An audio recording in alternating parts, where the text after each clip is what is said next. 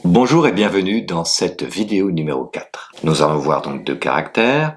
Le premier, c'est le caractère qui veut dire deux quand il s'agit de personnes ou quand il s'agit par exemple de jours.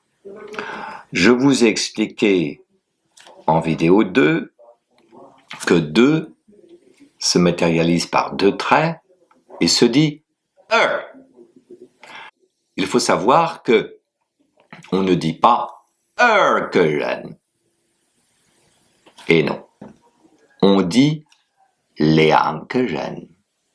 Leankegen, c'est un caractère qui est plus difficile que le 2, évidemment, et qui s'écrit de la manière suivante.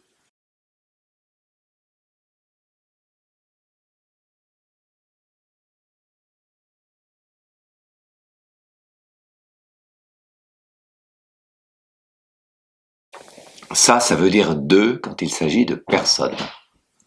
Leankegen. Ah, ça y est, on sait dire deux personnes. Ce caractère se dit donc leang. Ça s'écrit L-I-A-N-G, troisième ton. On ne dit pas liang, on dit liang. Vous voyez, c'est plutôt liang. Ok? Liang. On descend, remonte liang. Répétez après moi. Liang. Liang. Très bien. Répétez après moi. Leankegen. Leankegen. Troisième ton, ton neutre, et ton qui monte, deuxième ton. Leankegen. Le deuxième caractère que je vais vous apprendre aujourd'hui, c'est le caractère qui veut dire le jour. C'est un caractère qui s'écrit de la manière suivante.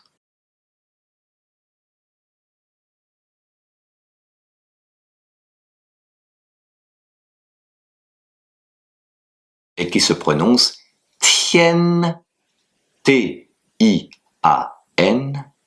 premier ton. Tien, répétez après moi. Tien, Tien.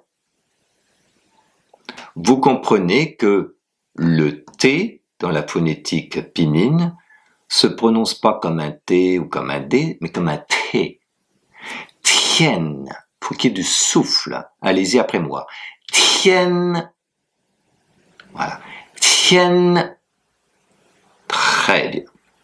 Vous pouvez donc maintenant utiliser les deux caractères d'aujourd'hui en disant Liang Tien, 2 jours.